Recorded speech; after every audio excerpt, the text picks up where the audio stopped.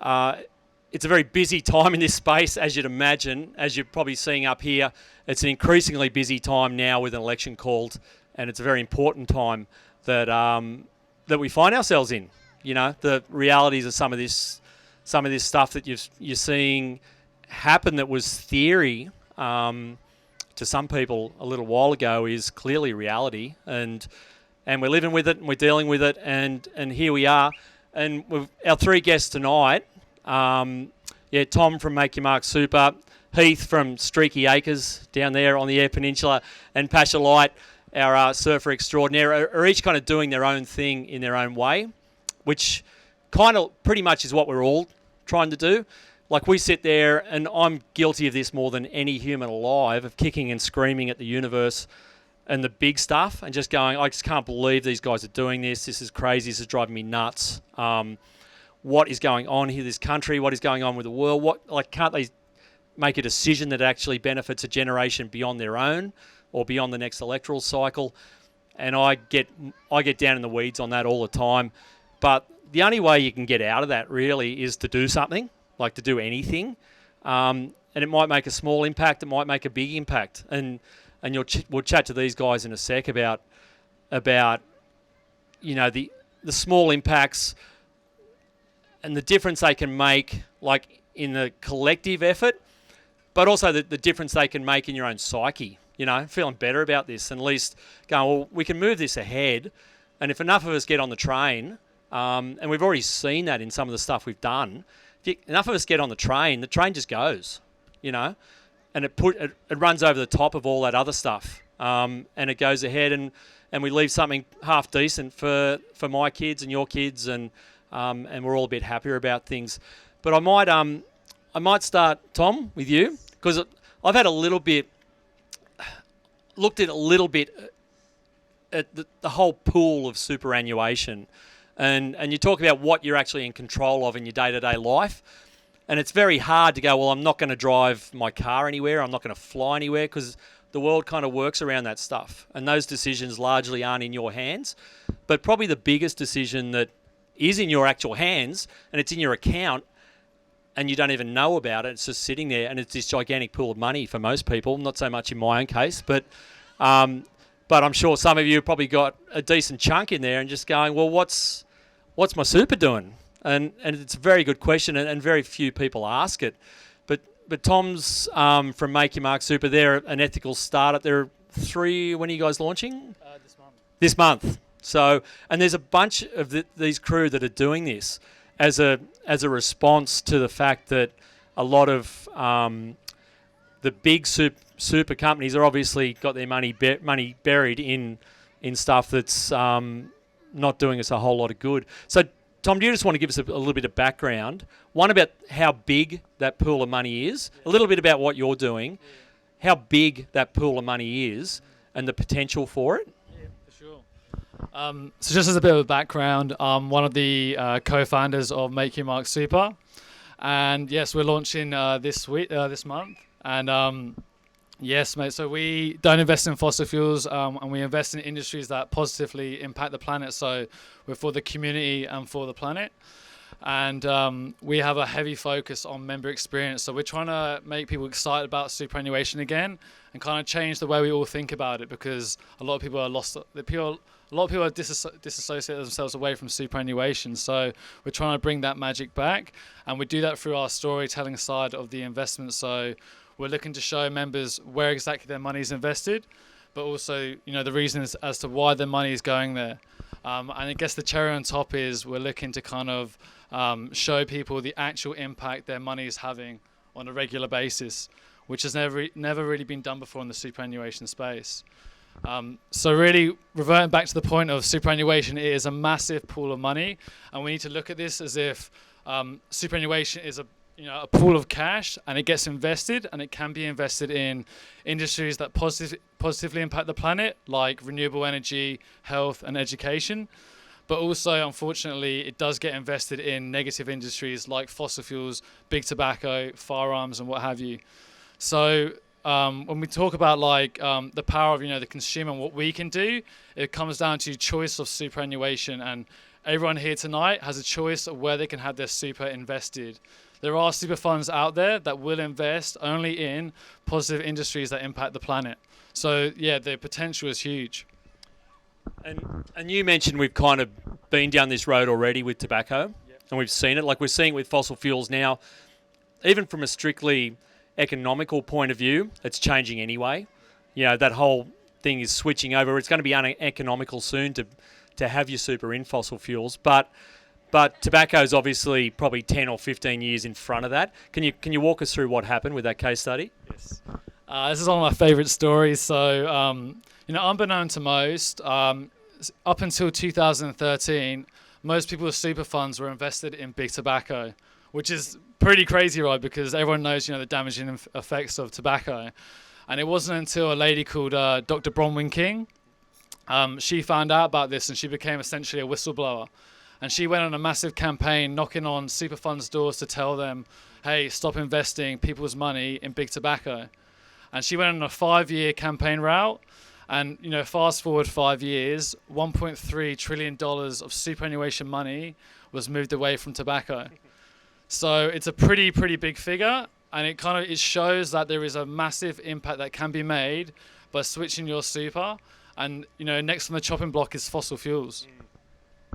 Yeah, and we're right in the middle of that right now. Thanks, mate. It's very interesting. How big is the pool, the Australian pool? Am I putting you on the spot here? No, you got it? I don't know the exact figure, but it'll be over $3 trillion, which, conceptually, no one really has an idea, but it's a shitload of money. If I was stacking bricks of $100 notes up, it'd be kind of this, maybe going back a bit more, bigger. Bigger. So. Yeah. It's a huge pool of money, and something to think about, clearly, in terms of the difference you can make in turning this thing around. I might just jump up to you, Pacha, because you're here, obviously, for Varuna. And we haven't got Damien Cole here because we sent him over. He's in Mexico at the moment. But Varuna are a surfboard manufacturer. And actually, I should let you do this. Yeah, do you want to do the spiel? Yeah. Thank you so much. Yeah, thank you so much for having me here, Sean, as well. And paying my respects to the Wadawurrung people and the traditional owners and elders of this land. But yeah, I'm so excited to kind of announce and introduce Varuna to many of you guys and surfers' worlds. And I guess, Varuna being the Hindu god of the sea over in Indonesia, where Damo and Tom have founded this completely hollow wooden surfboard company who are taking shapers' files and working with individual shapers to create your favorite surfboard that is going to be gentle on the planet and being able to practice that regeneration and care for the whole process from seed to surfboard. So I'm so excited to be trialing like these new shapes that are gentle and fossil free. Yeah, so we're slowly going to be able to go for some fossil-free surfs and start to think about our equipment out in the water and little steps that surfers can be doing. Yeah. I'm going to ask you one. Surfers as a whole, we're pretty terrible. And we ride our boards. The boards we ride now aren't great. They haven't been great for a long time. They're made directly out of fossil fuels. We tend to fly to a lot of places as well. How do we reconcile in our own heads a better way forward, and what kind of steps? Obviously, with Varuna's taking out one of the big pieces of that is this toxic thing that we ride around on and snap and then throw away and just get another one. But generally speaking, how do we kind of feel better about ourselves? Putting you on the spot here. No, of course, no worries. Yeah, I've really done some big sitting with these big concepts because, of course, in this current time, we're given so many options about choices that we can make that are going to be more sustainable and and that are thinking about the future generations. But it's hard to distinguish, okay, how much is enough, and okay, if I do this, will this cancel out this? And I think it's all about being able to bring the awareness to the forefront of the mind and be able to create a new culture within the surfing circles. And we all know how influential surfers have on these bustling coastlines, especially in Australia. And being able to have that ocean-minded and environmentally focused kind of outset before you're looking for your next board or your next fin and your next leg rope. It's whether being able to last it longer and kind of doing that bit of reversal from that like quick fix of the beautiful freshie that I know all of us kind of get very excited for that fresh sled, but just being able to slow it down. And I think we saw it a lot throughout COVID, where we're being integrated in our local communities and supporting those small businesses and getting to know our surf breaks. Like, being able to surf out the front and know exactly what each little sandbank's doing. It's an amazing new relationship. And I think removing that travel and even bringing in a bit more of the mindful travel and either doing it slowly or with a bit more intention and limiting those overseas travel. I know that, I was competing like 3 or 4 years on the QS and was home maybe 1 month out of the year and just jetting across the world. And it was like too much, and I'm kind of grateful that we could all slow and pause and really look at our little footprints and start to make those changes, and how powerful that those choices can really create. Cool, thanks, Pacha. Our final guest, and I might throw some questions, get you guys, if you've got any questions at the end of this, just throw them out and we'll have a go at answering them. But our final guest here, obviously, Cobber and I are pretty tight. We've done a lot of yards on a lot of campaigns, but obviously we won in early 2020 the Fight for the Bite, which was a huge one, and I just wouldn't mind a round of applause for this fella, because he's going to hate it. But no one went kind of above and beyond more than Heath. He lives down there in the Bite, and led it from the front. And it surprised the shit out of us when we actually won, because we weren't expecting that. But it did put us on a path that we're here now and thinking about bigger things and what's next. And he knocked off from that campaign, and all he's done ever since is dig around in the dirt on his property down there, which is why we've got him here tonight. He's taken an old, was it a sheep? What was it, a sheep run down there, Heath, originally? Barley and sheep. Yeah.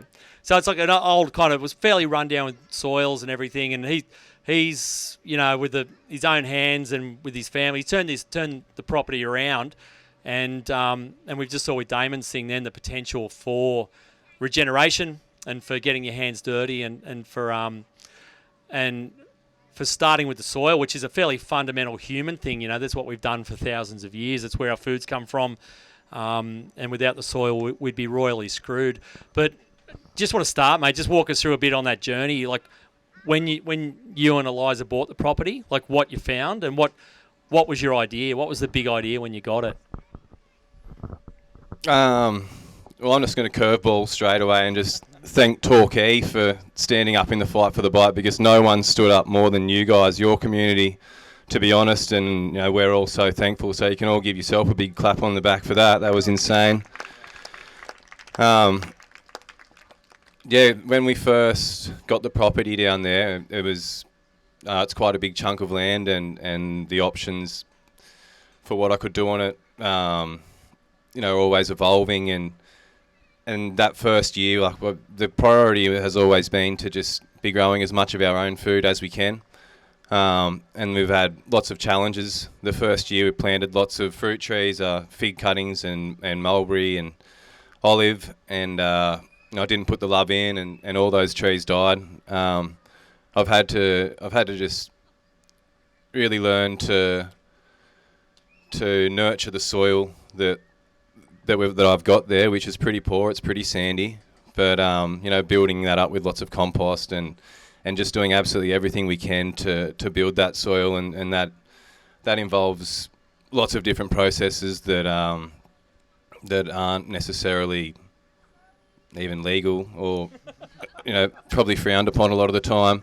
But reusing all our grey water, reusing our human manure, everything. The grey water goes through worm farms, and those worm farms filter that water and give us beautiful worm juice to go give to the fruit trees in the garden, and also all our food scraps go in there, and we end up with beautiful rich soil from that, and our poo and our compost piles. It's amazing the amount of good soil you can create once you start looking at all the other options of doing that.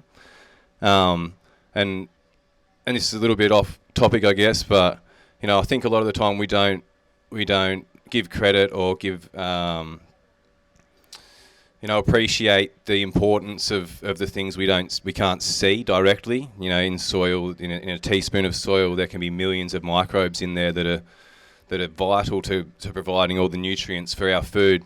When you come through and you industrially farm a paddock and you spray that with pesticides and herbicides and even fertilizers, that kills a lot of those microbes. And the food that we eat today is it's lacking the nutrients and minerals and vitamins, up to 50 to 80% less than what we were getting in our food 50 years ago. And that's very concerning. But it's also the same in the ocean. The ocean's so vast, we've really got no idea of how far that goes for the importance of the health of the world. But I suspect it goes a really long way, and we really need to appreciate and give the respect to the soil and the ocean that they deserve. And if you'd seen the turnaround in the property there, it looks remarkably different. Heath tried to burn it down at one point by accident, but it survived, and he's had some good rains, so it's probably a bit greener than it was. But I might we've got a little bit of time. If there's any questions from the floor, just stick your hand up and throw them out for Tom, Heath, or Pacha as well. I can keep rabbiting on here as well, but if there's anything you'd like to ask these guys, just shoot your hand up and we can get an answer. But mate, where's the property at now? How much different is it now than how it was when you found it? Oh, well, it's not the North Coast. It's not Torquay, so things are a bit slower to evolve down there. But every day things are turning around. We're trying to revegetate the majority of the property. It's a few hundred acres, so it's a bit too much for me to be out there on every square metre putting the love that I do into my food production area. But in the orchard and in our in the fenced off area that I put a lot of time and effort into. We grow all our own veggies in there. We get lots of eggs and a bit of protein from our birds, and the fruit trees are growing. And when they come of age, we'll have countless stone fruits, citrus, grapes, pomegranates, berries, olives, figs, jujubes. I could go on and on and on. It's endless. But I'd encourage everyone here, and it's not as Sean alluded to earlier. Everyone's got their talents and or their things that they're passionate about, and for Sean that is ringing the bell and getting people fired up about all the bullshit that's going on out there. But I've never felt so satisfied in my life or so content to go out in the garden every afternoon and come back in with a basket full of produce that my wife cooks up an incredibly delicious and nutritious meal, and we put the kids to bed. We know they've got all the vitamins and minerals in their gut that they need. We know we haven't had to drive into town and buy tomatoes that have come from California or wherever, and it just feels great. And then to be able to start sharing that with the community and see my friends get into their gardening and start providing for their family, it's just the ball just keeps rolling. And this is what our grandparents did. All our grandparents used to have their own veggie gardens and their own chooks and their own fruit trees, and we've sort of been pushed away from that. The media is always in our face about how doomed the planet is, and COVID this and COVID that, and it can get pretty bloody overwhelming. There's a period there I just couldn't listen to the news without getting really angry actually. So I had to just turn it off completely, chuck some King Stingray or Ain't That Swell, and just have a laugh and get into it. And I'd come in, and as soon as I turned that news off and just put some good vibes on in the background and got stuck into it, geez, you feel good. It's worth every bit. I suppose the big picture of what tonight's about is the individual and thinking about what's in your immediate circle and what you can do and what you can influence, but also then that individual joining with 1,000 other individuals, and it's the idea of the individual coming to the collective, which is, I suppose, what all these, all three of our speakers are talking about. But Tom, how do you feel about it, mate? Like, like Heath just said, it can be overwhelming when you see so much of it, and you look at the floods and you look at fires and you just go, well, we're screwed. How do you stay upbeat about this stuff?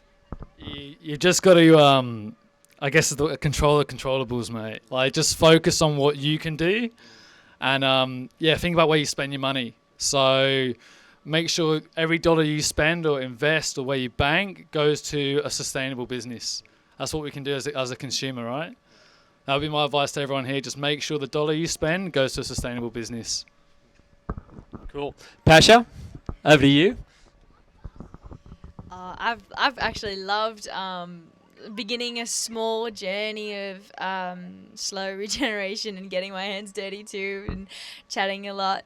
To Heath about his property, and we've got just started on a little bit of land and started to think about the soil and the soil's health, and then fully reflecting back to the ocean's health. And so I feel like being in nature when the noise is so overwhelming and so busy and can be feeling like all hope is gone, it's creating action to help combat that feeling of too much. And that action can just be going for a walk, going out to the ocean, sinking your hands in the soil and tapping in back to connection, back to the heartbeat that we might need to spend a bit more time listening to. So yeah. I don't know if there's any questions or anything, but I just thought some final thoughts here on that is that, like, I see a lot of faces around here who I saw on that, and Heath mentioned it here earlier, that those first couple of paddle outs here at Torquay when we were doing the Fight for the Bite, and we did them on a whim. We didn't know what they were going to do in the big picture of stuff at that point, and they actually happened. The first one happened just in front of a federal election, the 2019 election. And obviously at that point there was a lot of big issues going on, but then suddenly in this electorate here, which was one of the most marginal in the country, suddenly there was no bigger issue than the 5,000 people who turned up down here, which was more than enough to swing the seat either way. And we saw the political parties, and they just absolutely just lost their minds over what was happening, because this collective thing that wasn't even a thing like a week before was suddenly a thing, and they were all against this thing that was down here, and they couldn't understand it, and we were so far in front of them in terms of wanting something better, and that they couldn't process it, and the structures of the political parties, they just shit the bed basically, and what it did, and we didn't find this out till 6 months later, and then of course, with the Labor lost the election and Morrison got in, and we thought, oh, it's all doom and gloom, but then we found out 6 months later that because of what we'd done here in this paddle out, that Labor were ready to World Heritage list the Bite, which was just phenomenal. We hadn't even put that on the table. Are they still ready? And I don't know if they're still ready. I'm not hearing it this election. And that was only because that everyone turned up on that first Sunday down here with no idea what they were turning up to. They knew it was a group, and we wanted to stop this development of the oil field down the Bite, but we had no idea it'd have these flow-on effects up the line. And I think since then we've had a greater sense that if you bring people together in a group and push them towards something better, that eventually they're going to listen. They'll have no choice but to listen. But like, I'm probably sick of rabbiting on. You're probably sick of hearing from me. But I just congratulate you all for turning up tonight, and thank you. It's a positive step. It's good to see. Like, we're going to see a lot of parties over the weekend here. The comp's in town. It's great. Everyone's having a good time. But it's nice to come out and do something meaningful for something better. So thank you all for turning up. And I think we'll hit the... I thank my guests as well. And we'll hit play on the movies. So thanks very much.